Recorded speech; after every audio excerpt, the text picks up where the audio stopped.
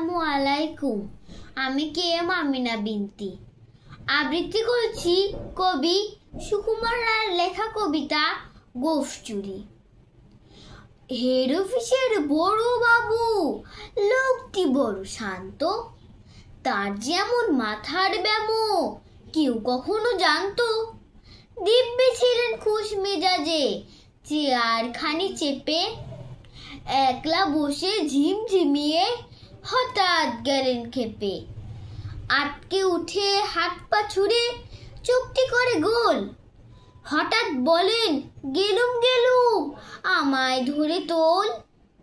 তাই শুনে কেউ বুদ্ধি ডাকে, কেউ বা হাঁকে পুলিশ, কেউ বা বলে কামড়ে দেবে সাবধানে তুলিস।